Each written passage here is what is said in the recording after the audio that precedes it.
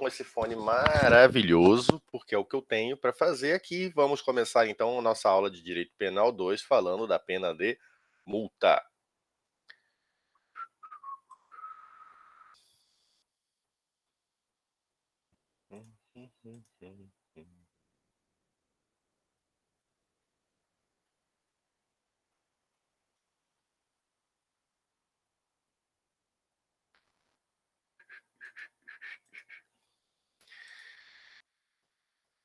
Bom, pessoal, nós estamos trabalhando aqui a matéria de Penal 2, Direito das Penas. Estamos trabalhando o final da parte geral do seu Código Penal e hoje vamos falar da pena de multa. Já falamos de pena privativa de liberdade, de pena restritiva de direito e chegou o fatídico dia de falarmos sobre pena de multa.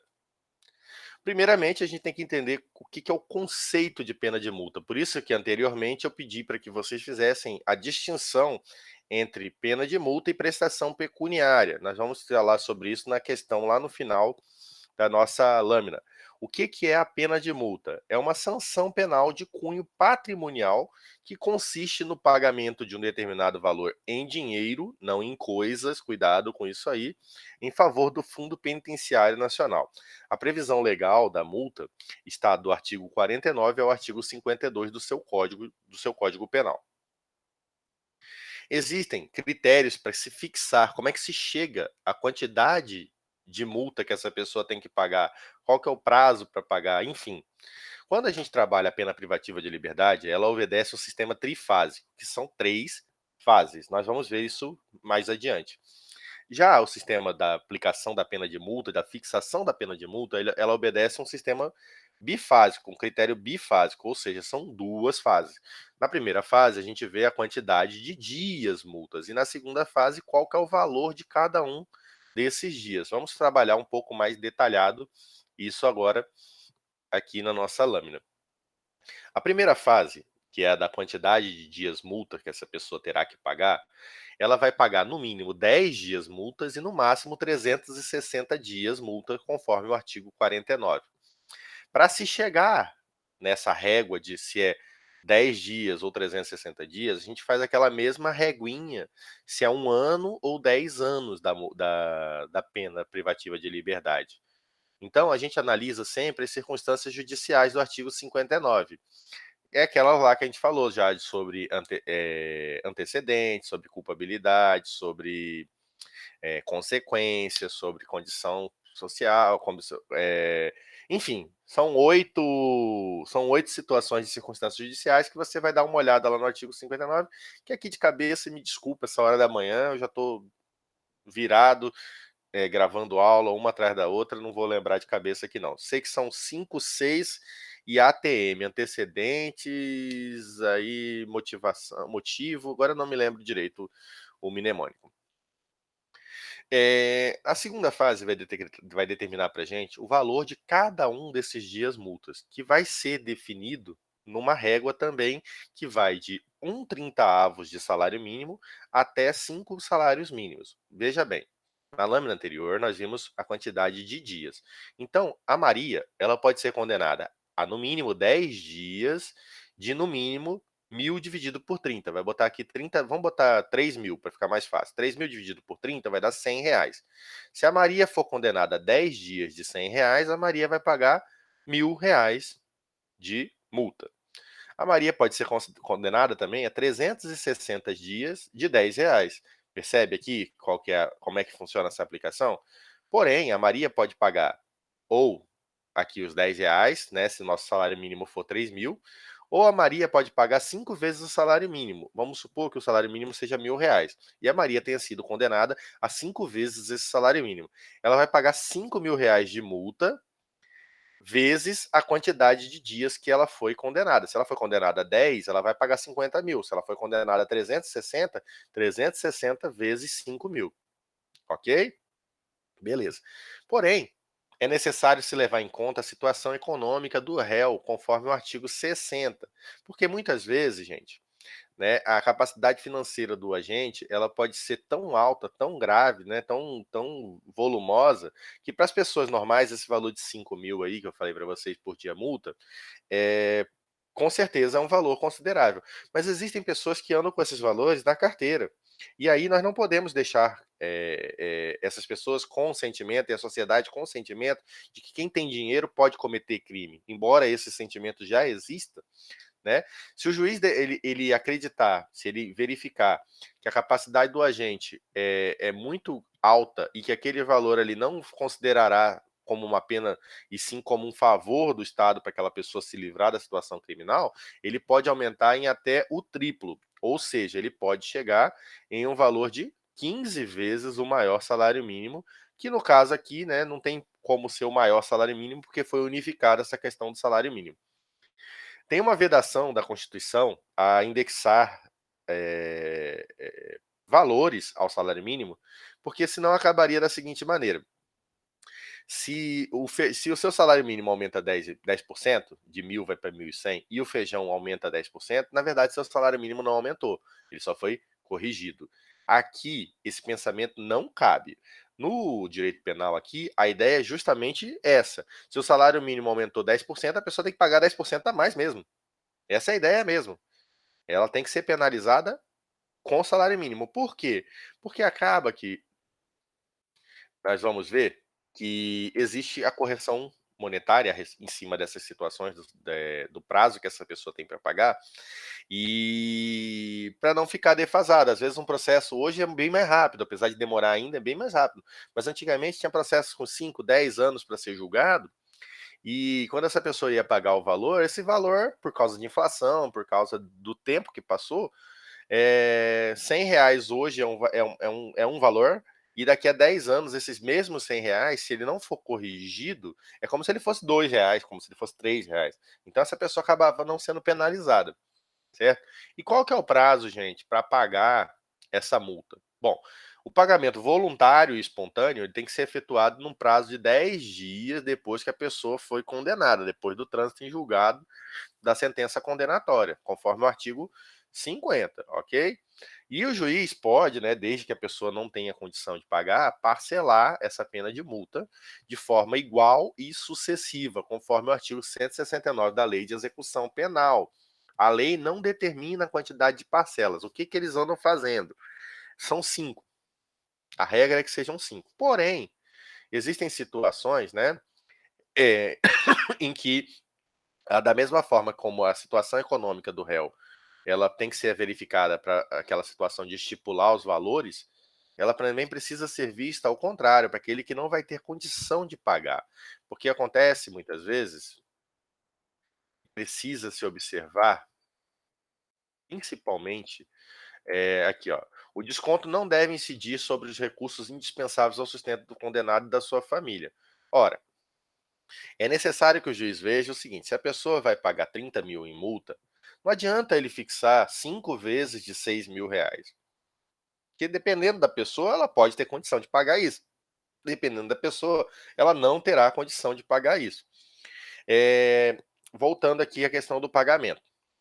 Essa cobrança dessa multa pode ser efetuada mediante desconto direto no salário do condenado, nessas situações previstas do artigo 50, parágrafo 1º aqui. Quando ela for aplicada isoladamente, quando ela for aplicada cumulativamente com pena restritiva de direito e quando for concedida a suspensão condicional da pena, que é uma aula que nós vamos ter. É a próxima aula nossa, se eu não me engano. Não é permitida a conversão da pena de multa em pena privativa de liberdade pelo não pagamento. Ora, o que ele quer dizer aqui? Quando a pessoa tem a sua pena de multa aplicada, é porque essa pena de multa ou é uma pena que foi prevista direta no tipo penal, quando você olha lá, matar alguém, por exemplo, e tiver escrito lá embaixo, pena, multa, ao invés de 10 a 30 anos, se tiver escrito só multa, é de uma forma, ok? E se você tiver situações em que a pessoa cometeu um crime, aí ela foi condenada a uma situação de menos de um ano, aí essa situação foi convertida de pena privativa de liberdade para pena restritiva de direito. Aí foi analisada todas aquelas hipóteses de pena restritiva de direito e chegou-se à conclusão de que era melhor, era possível a conversão dessa pena restritiva de direito por multa. É isso que ele quer dizer aqui para gente, quando ele fala assim, aplicada cumulativamente com uma pena restritiva de direito. O que isso significa? Lá o crime dizia assim, pena 1 ano e multa. Ponto. Esse multa já é uma multa.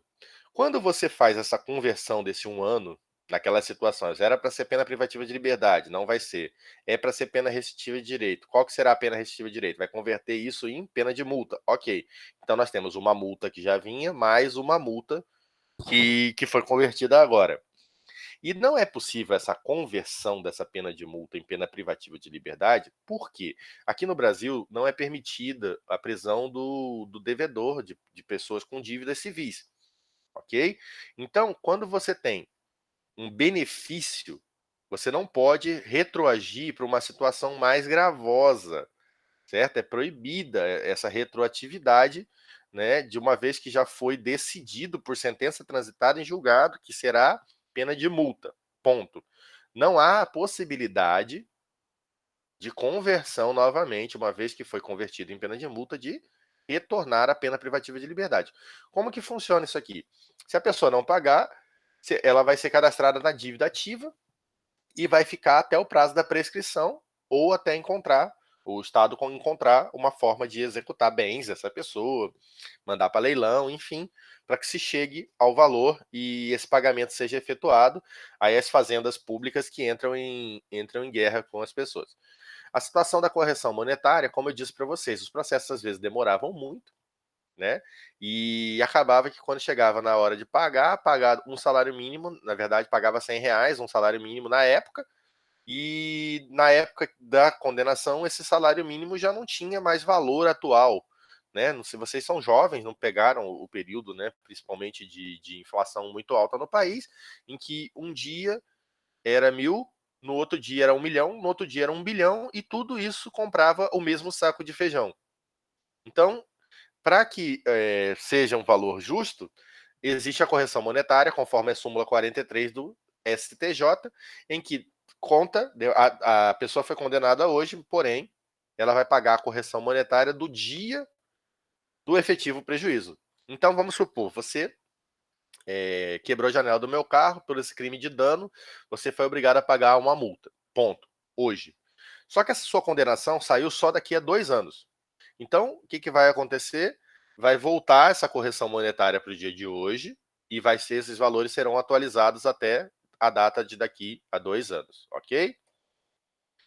A prescrição acontece em duas situações. Bom, como eu disse para vocês aqui, né, quando é aplicada apenas a pena de multa, quando é aquela que já vem direto no tipo penal, pena de multa, essa prescrição será de 2 anos. Será em 2 anos. Agora, quando ela é convertida ou quando ela vem acumulada, né, como ela vem cumulada, no caso, com uma pena privativa de liberdade, essa prescrição vai seguir o prazo de prescrição da pena privativa de liberdade. Você vai ver lá no artigo lá no finalzinho do seu Código Penal, 115 por aí, se eu não me engano, 117, que fala das prescrições, tem a tabela de prescrição para quanto tempo de cada pena privativa de liberdade prescreve. Depois a gente vai falar sobre isso no final desse bimestre, para que a gente chegue a encerrar a parte geral do Código Penal. Como eu disse para vocês, a questão da acumulação, o tipo penal pode trazer consigo, em seu preceito secundário, a previsão da pena de multa. Como eu disse para vocês, tá lá. Matar alguém, vamos supor, de 10 anos a 30 anos e pena de multa. Esse e pena de multa, ela já tem uma combinação direta no tipo penal. Ponto. Mas tem aqueles crimes em que a pena do crime de furto, por exemplo, de 1 a 4 anos. Aí a pessoa acabou sendo condenada a 1 ano. Essa pena privativa de liberdade seria convertida em pena restritiva de direito. Aí a gente ia lá no artigo 44, ia dar aquela analisada no artigo 44 e verificaria que penas até 1 ano podem ter ou a pena restritiva de direito ou a pena de multa. Essa é a multa que vem da chamada conversão. A outra é uma multa de cominação direta. Em regra, é possível se cumular as duas penas de multa, ou seja, se o Antônio cometeu um crime, um furto, por exemplo, de 1 a 4 anos e multa, o Antônio vai ter uma pena de 1 ano no quanto e uma pena de multa. Essa pena de multa já está aqui guardadinha, ponto. Vamos supor que essa pena de multa foi R$ 2.000. Por causa dessa pena de 1 ano que foi convertida em pena restritiva de direito, que aí acabou verificado lá o artigo 44 todinho, dizendo que essa pena restritiva de direito pode ser convertida em pena de multa. E essa pena de multa seria R$ 1.000. Você já tem os R$ 2.000 da outra, daquela combinação direta, e agora você tem 3.000, que é a somatória dessas duas penas.